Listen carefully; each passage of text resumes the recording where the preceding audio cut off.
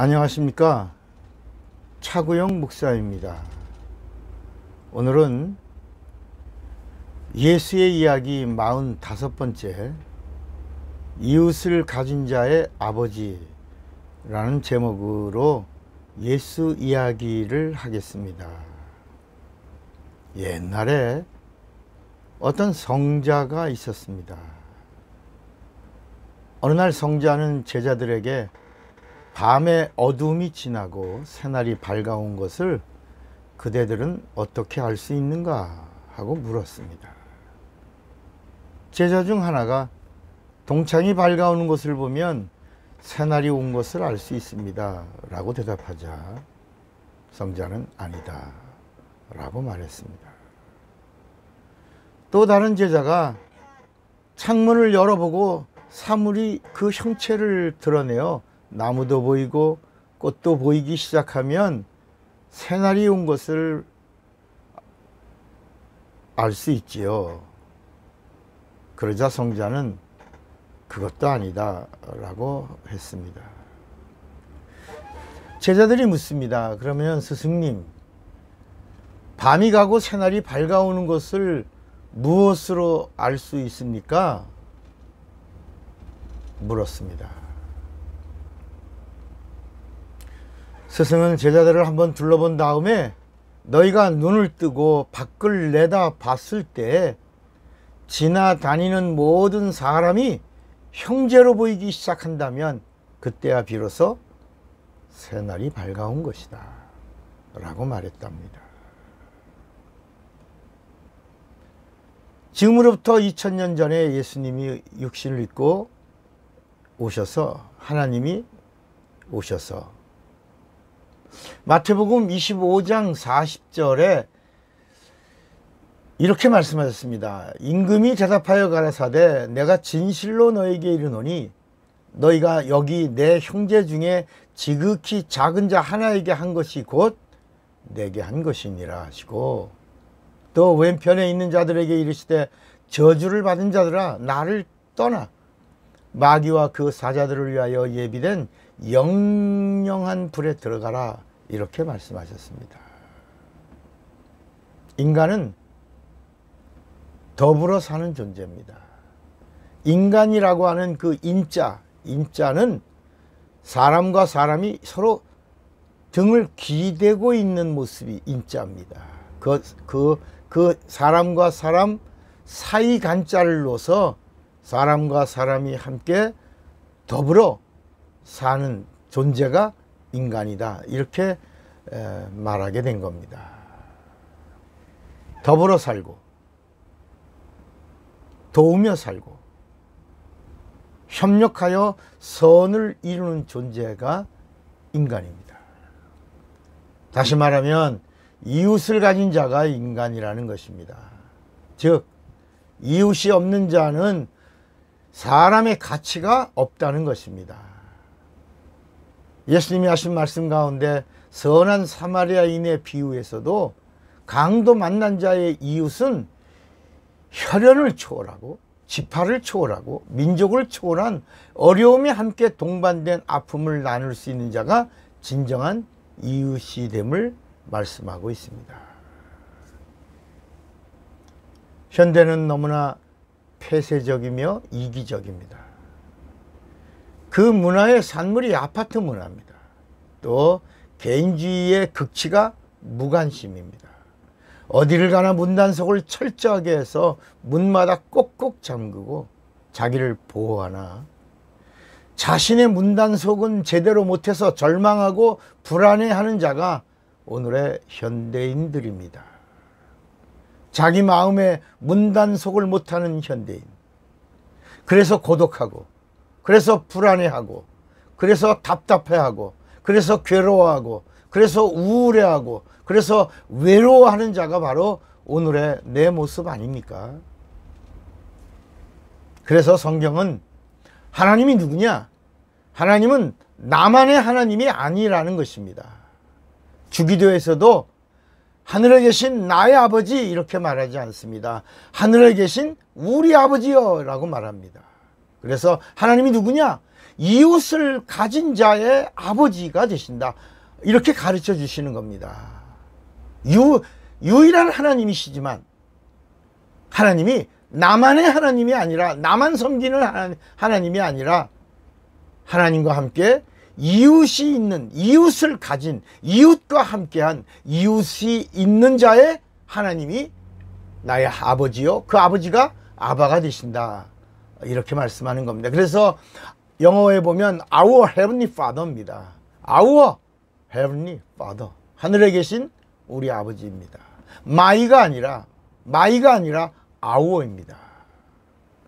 하늘에 계신 아버지는 나의 아버지가 아니라 누구라고요?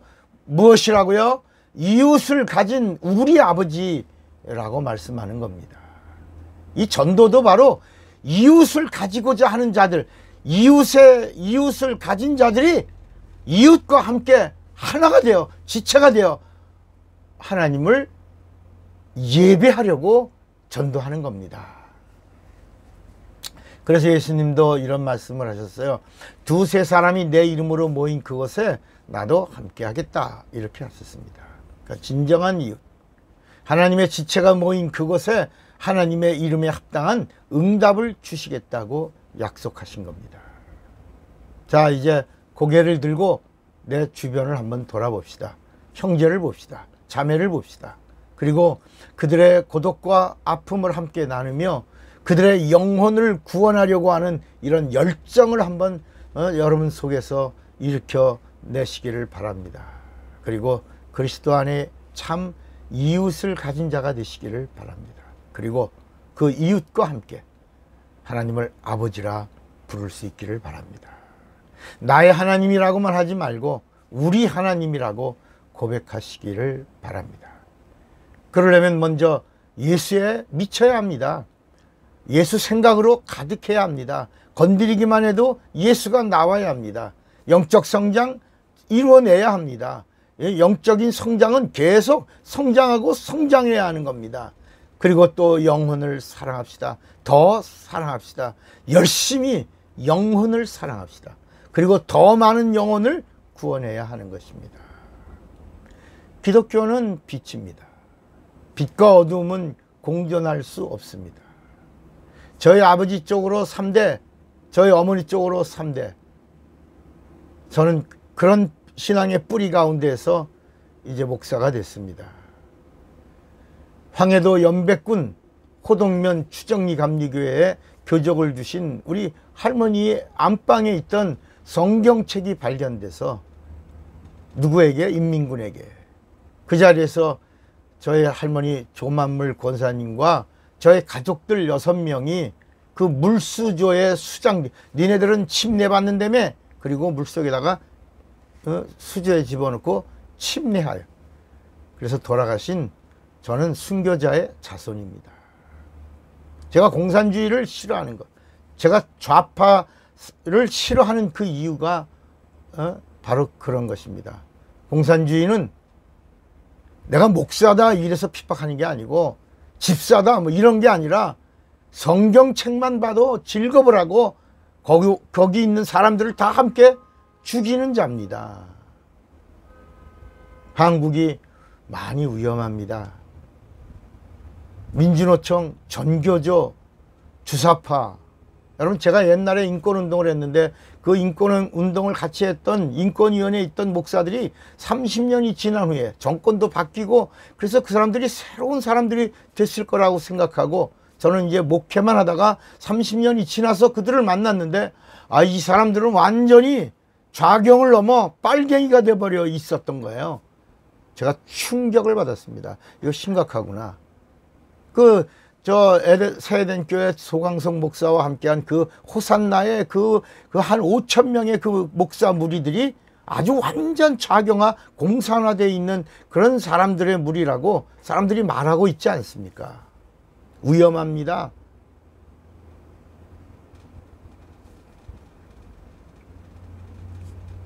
또 이찬수 목사 같은 사람, 지금은 아닌 것처럼 말하고 있지만 동성애를 옹호하는 발언들을 한 사실이 있지 않습니까? 여러분, 동성애가 뭡니까? 성경에서 완전히 벗어난 거 아닙니까? 그럼 뭐예요? 어떤 학자들의 말에 의하면 대한민국이 한 70% 정도가 공산사회로 거의 갔다, 이렇게 말하고 있습니다. 헌법만 못 고쳤지 현실이 매우 심각하다는 것입니다. 오늘 우리가 몰라서 그런 거죠. 아람아람 수십 년 동안 이런 공산화 작업을 한 겁니다.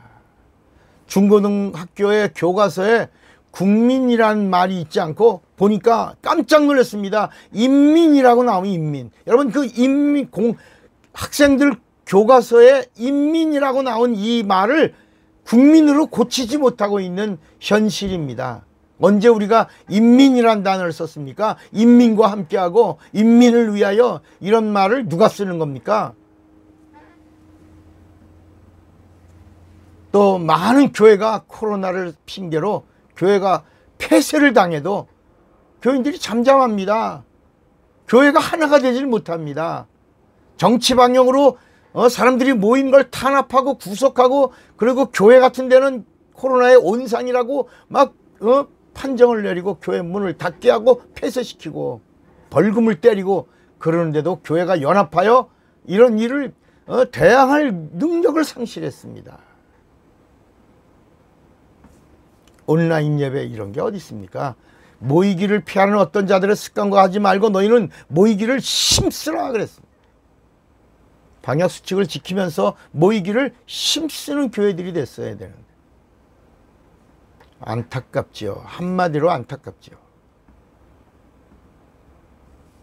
제가 아는 어느 교회 한 2년, 한 3년 가까이 코로나로 인해서 비대면 예배를 드리고 식사도 못하고 그러다 보니까 교회가 3분의 1로 줄었습니다. 그러니까 교인이 3분의 1로 줄었어요. 그러니까 무슨 일이 일어나냐? 교회 헌금이 줄어든 겁니다. 헌금이 줄어드니까 운영이 안 되는 겁니다. 운영이 안 되니까 교회가 문을 닫게 된 겁니다. 여러분, 지금 한국교회 우리 크리스찬들은 마음을 터놓고 함께 이야기를 나눠봅시다. 한국교회 지금 예전에 하루에 2교회 이상이 문을 닫고 있는다 그랬는데 지금은 막 100교회 이상이 매일매일 문을 닫고 있다는 겁니다. 문 닫는 교회가 참으로 많아졌고, 그런 소식을 들을 때마다 마음이 아픕니다. 교회가 능력을 상실했습니다. 사회를 변화시킬 능력을 잃었습니다. 여러분, 전도가 뭡니까? 전도가 하나님을 믿는 사람의 수를 늘리는 거 아니에요. 증가시키는 거잖아요. 그러니까 공산주의가 뭐예요? 무신론자들이 아닙니까?